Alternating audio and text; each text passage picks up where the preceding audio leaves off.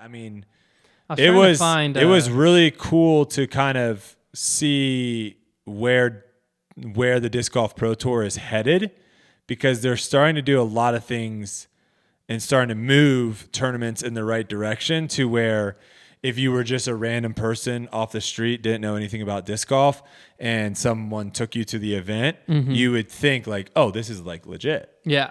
Versus like, oh, you guys are just like, in the past it was like, oh, we're just in a park watching people throw frisbees. Yeah. So, I was trying to find I don't want to misquote the guy. I don't want to misquote the guy, but someone had DM'd me experience that it was either him or his father had at Las Vegas Challenge. It was a very negative experience. But I wonder what it was about.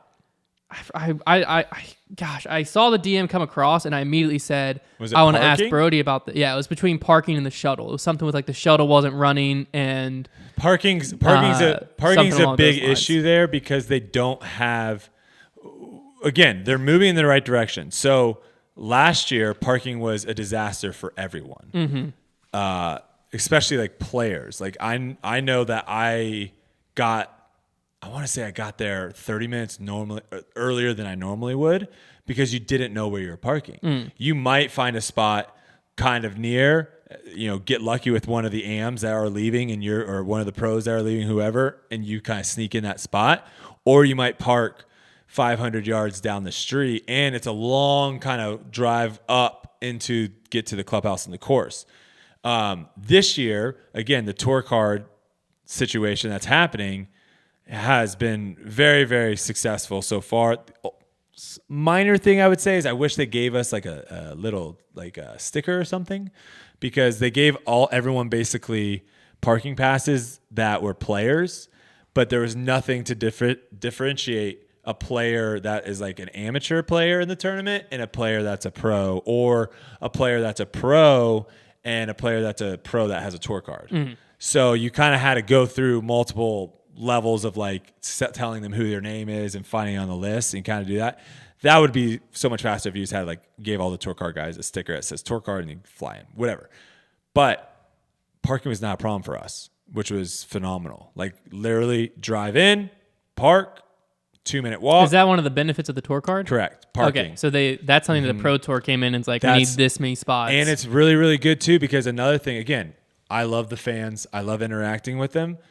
Not a big fan though of doing it as soon as I get out. When you're like trying to get mentally prepared for a round. Or when my round is over and I'm like decompressing, maybe I'm calling Kelsey and I'm like at my car. Again, kind of just one of those things of where it's like you kind of just want to be by yourself and be in your own space. And it's just awkward when someone kind of comes up to you and be like, hey, do you have any discs for sale? And you're just, that was kind of eliminated by, again, having these different areas. Nice. So I'm curious what they're doing. The parking is not great. Something about they had to park at like a really church or something, and there was a shuttle running, and the shuttle had stopped running. The church is actually my buddy that I was staying with, his brother and everyone goes to this church.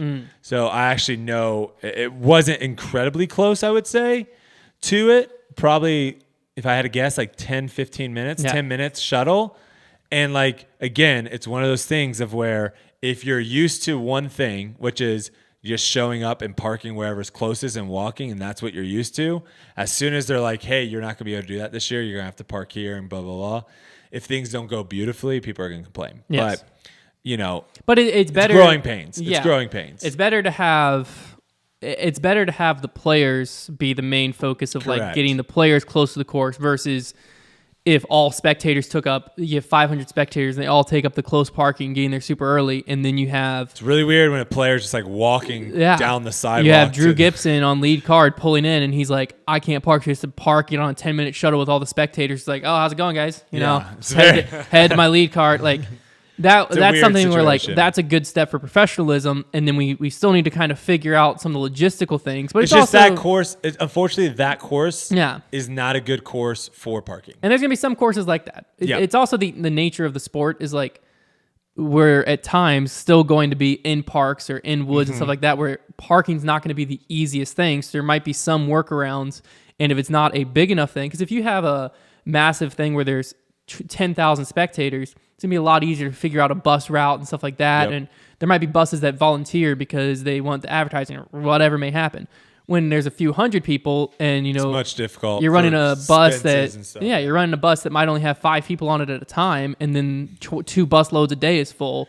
It's a lot weirder. But no, that's pretty cool. I didn't realize. I think I'd heard that parking was like a benefit of the tour card, but I guess it's also nice too, because like imagine leaving any major sporting event and you see like LeBron just lost in a playoff game and you walk to the parking lot and you're parked right next to him. Yeah. Like that just, it's awkward. It doesn't make sense, because like if a player has an awful tournament, it shouldn't look bad on the player if they want to go be in their own space.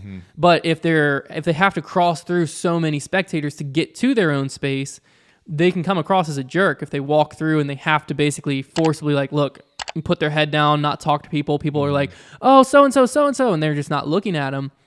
That can come across as the player being like, oh, a jerk or a douche or whatever, and pushing people off. When really they just played awful and they want to go decompress. Now it's like you would have to go seek the fans of like the fans are all here. You can go meet up with them. Yes, and talk and no. to them. I mean, again, at your car at least. At my car, yeah. Well, that's where it's a little bit different. Of where it is nice. This setup too was kind of weird because it's like there wasn't a separation between the parking lot and the course itself.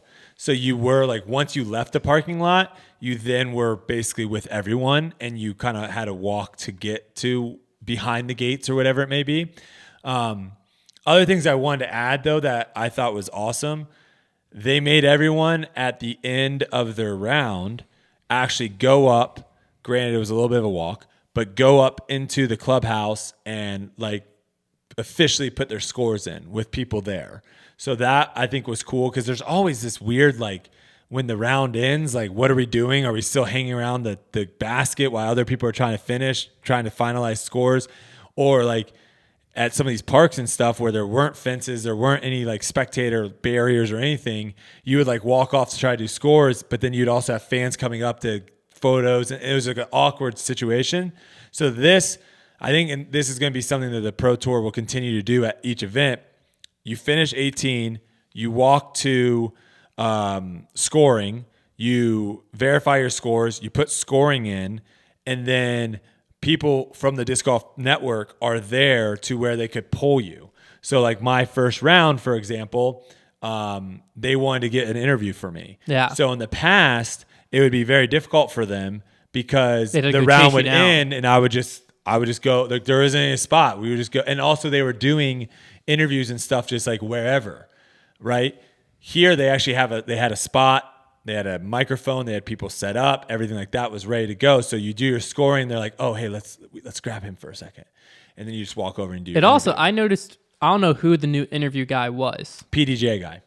He wasn't. He was pretty good. I'll say I really liked the questions. He was pretty professional. Yeah. First off, his voice sounded good, which is always just like a side note of like you want someone who you're listening to not to have a bad voice for it. Complete side note. But the questions he was asking and stuff like that, I found very interesting. And also it seemed like this is something that disc golf and other places too, other sports and stuff can at times be guilty of like almost asking like reactionary questions and not having like a goal of like knowing storylines to get and be like, hey, I noticed this. Why did this happen?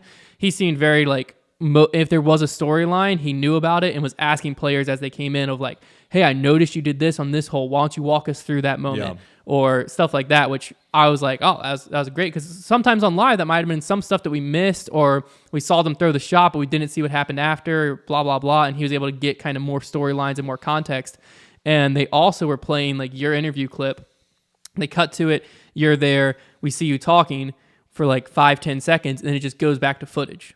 And you're talking while we're watching people throw and stuff like that. Yeah. And then as soon as you were done, it went back to the booth. And did they ever throw it like into like a bottom third? We didn't see many bottoms. The only picture in picture. The only picture in picture we saw was there'd be a commercial playing. The coverage was in picture in picture, and there was a scorecard here. So it was like three. So commercials were being played, but like it was while people were like tapping out putts or something like that. But then it was also a good thing of like as soon as the interview was over, Ian would walk through, like, and the shot you just saw was Calvin Heimberg getting up and down. Now here we are live on the green with his look for birdie. You're right back into it. It's not a weird transition. The flow of it was great. It was much better than like this awkward cut to you and then a cut back, and we're trying to just figure out, okay, what did we just miss? You didn't miss anything. That's awesome. Yeah. I didn't get to watch live all that much. I watched a little bit in the morning with the FPO, but I didn't really get to see what they did differently or not. But overall, as far as like, we can start talking about the play a little bit now, but I just wanted to like throw that out there as the event is being a player. It's really nice to see that like the Pro Tour is continuing to try to, because they're at a position right now, if they really wanted to, they could just kind of be like, well, we're the main dogs and we're just going to stay with what we're doing. But they're continuing to try to do things to bring professionalism and to continue to kind of push the envelope for the players, for the spectators, for everyone. So that was awesome to see first event.